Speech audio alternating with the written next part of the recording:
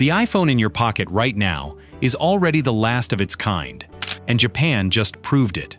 Not with a rumor, not with a concept render, but with 3 separate pieces of hardware you can trace right now, quietly shipping into a supply chain that Apple itself depends on. A chip built 2 nanometers wide, a screen thinner than a human hair that beams images straight past your eyeball, and a network so fast it doesn't just move data faster, it starts to erase the need for a screen at all. And here's the part almost nobody connects together. These 3 projects aren't random. They're one plan, running for over a decade, aimed at a single target. And by the end of this video, you're going to understand why the rectangle you've been staring at since 2007 was never actually the destination, why the entire smartphone era was a placeholder, and what Japan is quietly building to replace it. Stay with me, because the last piece of this story involves a robot in a convenience store in Tokyo that lets a person work a shift from their couch. And once you see how that connects to your phone, you won't look at it the same way again. Let's start with the part everyone's been ignoring. In 2022, a company called Rapidus was formed in Japan, backed by the biggest names in the country's tech world: Toyota, Sony, SoftBank, NTT, Kioxia, NEC, names that build your car, your PlayStation, your internet, your phone's memory chip. All of them put money into one venture with one job: build a factory that manufactures 2 nanometer chips on Japanese soil for the first time in the country's history. The government backed it with billions in public funding. The factory is going up in Chitose, on the northern island of Hokkaido, a location so remote most people had never heard of it before this project put it on the map. And the target isn't small. 2 nanometer chips are, roughly speaking, the smallest, densest, most power-efficient processors humanity currently knows how to design. The kind of chip that doesn't just make your phone faster, it makes your phone unnecessary to carry, because the processing power that used to require a device the size of your hand can now fit into something the size of a button. Now here's your first big question, and I want you to hold on to it. If the smartphone is already this powerful, why does an entire nation need to bet its industrial future on making chips even smaller? Because once you understand the original sin of the smartphone, you'll never look at that black slab in your pocket the same way again. To answer that, we have to go back to January 2007, to a stage in San Francisco, and a man in a black turtleneck holding up a piece of glass. Steve Jobs didn't invent the touchscreen, he weaponized it. Before the iPhone, phones had keyboards, styluses, buttons you could feel with your thumb without looking down. Jobs bet that people would rather stare at glass, and he was right, spectacularly right, so right that the entire model has barely changed in almost 20 years. Bigger screen, better camera, faster chip, same fundamental demand. Stop what you're doing, pull this object out, and look directly at it. Here's the part nobody likes to admit. That demand was never a feature. It was a compromise. The touchscreen won because, in 2007, it was the only interface flexible enough to run 1,000 different apps without needing 1,000 different physical buttons. But it came with a tax you've been paying every single day since. Your eyes have to leave the world and land on a rectangle. Your hands have to stop doing anything else. Your attention gets funneled through a 4x6-inch pane of glass. Whether you're checking a text, finding an address, or just killing 30 seconds in a line. Every notification, every glance down, every neck bent forward staring at a screen, that's the smartphone's tax being collected, over and over, thousands of times a day, for 2 decades straight. We didn't fix the touchscreen's core demand. We just got faster at paying it. And that right there is the crack Japanese engineers have been quietly working for years, from 3 separate directions, each one dismantling a different piece of the phone's monopoly on your attention. The first company went after the screen itself, and it did it in the most literal way possible, by making the screen disappear into something you wear instead of hold. That company is Sony. Now, you might not think of Sony as a phone killer, because most people don't even realize Sony builds the actual guts of the devices everyone thinks are Apple's own invention. Sony has spent years becoming the dominant global supplier of the tiny, high-resolution microdisplays used inside modern mixed reality headsets, including the displays reportedly used inside Apple's own Vision Pro. Think about the irony sitting inside that sentence for a second. The glass Apple is betting its next decade on is, in significant part, built by the company racing to make Apple's old form factor obsolete. These aren't screens like your phone has. They're micro-displays, panels smaller than a postage stamp, packed with pixel density so extreme that when the image is projected a few millimeters from your eye through a lens, it fills your entire field of vision at a sharpness your phone screen can't match at arm's length. Sony's engineers didn't build a bigger screen. They built a screen so small, it stops needing to be a screen you look at. It becomes the thing you look through. No more pulling an object out of your pocket. No more bending your neck downward. The interface comes to you, floating in your field of view, and disappears the instant you don't need it. Sony fixed the screen. But there's a second front in this war, and it's arguably more important, because it goes after the thing that makes any of this useless without it: speed. That's where NTT comes in, and its project is called IOWN, short for Innovative Optical and Wireless Network. Here's the problem IOWN is built to solve. Right now, whether it's your phone's 5G connection or the fiber line running into your house, data still gets converted back and forth between light signals and electrical signals at multiple points along the way, and every one of those conversions costs time and burns power. It's a hidden tax nobody talks about, buried underneath the phone you already tax with your attention.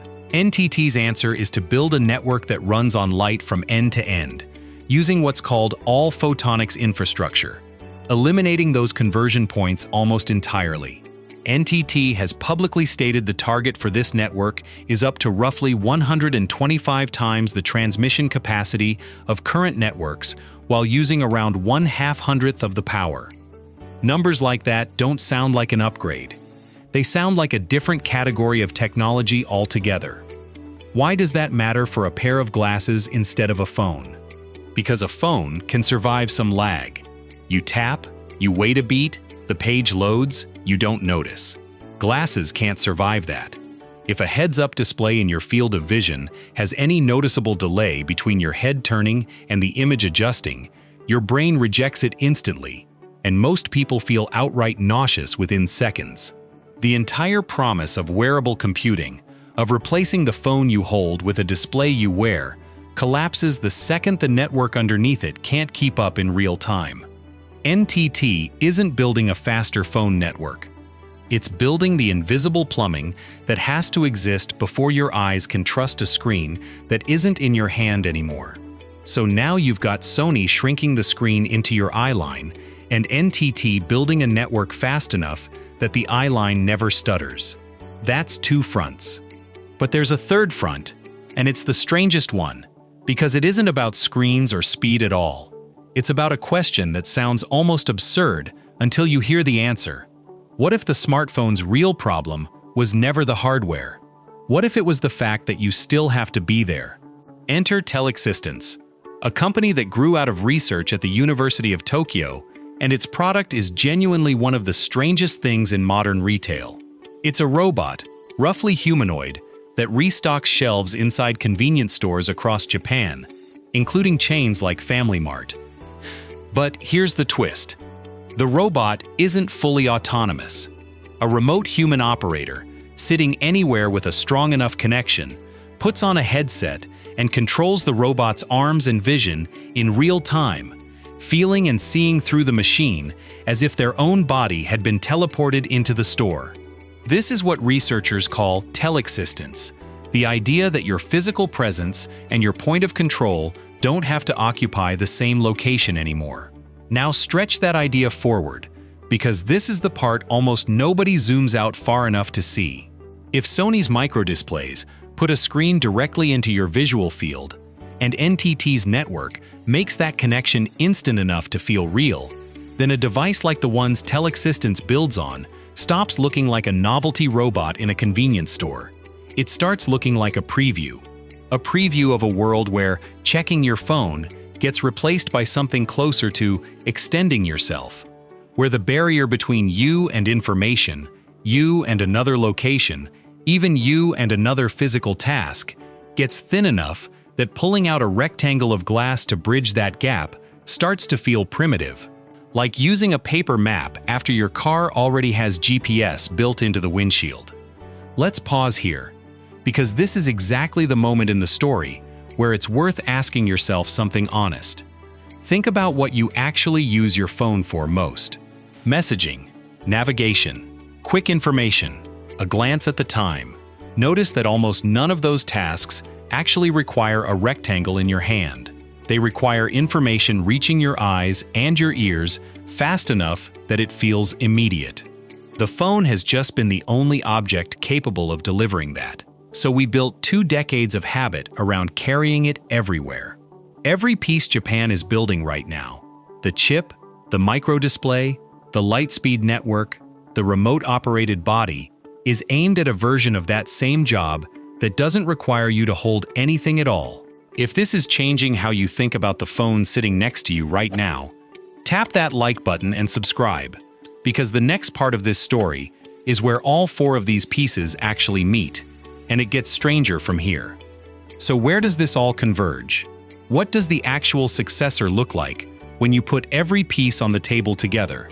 Not a bigger phone, not a foldable screen, something closer to a pair of lightweight glasses, built around a 2-nanometer chip small enough to sit in the temple of the frame, displaying information through a Sony-built microdisplay so dense your eye can't find the pixels, fed by a network built on NTT's light-speed infrastructure, so the image never lags behind your own head movement, capable eventually of connecting you not just to information, but to physical presence itself, the way Telexistence's operators already inhabit a robot's body from across the city.